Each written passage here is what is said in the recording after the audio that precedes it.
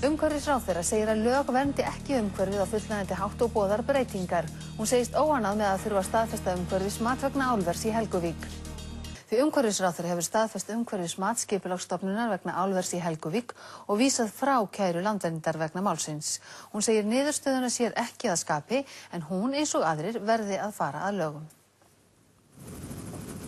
Landvernd kærði úrskurð Skipulagsstofnunar vegna álvers í Helguvík á þeim forsendum að ekki hefði verið ráðist í sameiginlegt mat á umhverfisáhrifum vegna framkvæmdanna í heild sinni.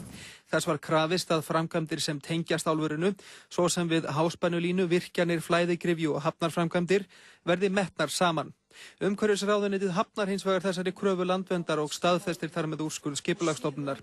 Umhverfisráðherra segir að í raun hafi verið formgalli á álitinu og því hafi þeir sem standa að framkvæmdinni haft rökstudda ástæðu til að ætla að ekki þyrfti að ráðast í sameiginlegt mat.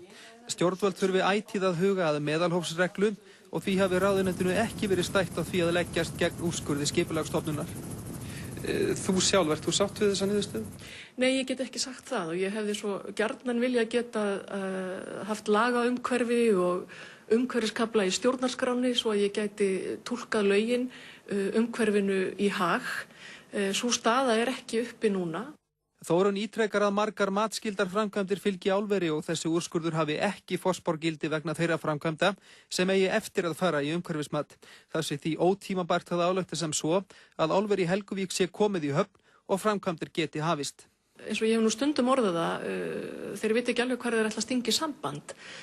Það á eftir að ljúka orkuöfluninni, þá á eftir að ganga frá flutningsleiðum orkulínana og það er í raun og veru að einhverju leyti mætti segja að þessi framkvæmd hefði allavega umhverfismat þessara framkvæmda hafi byrjað á öfugum enda.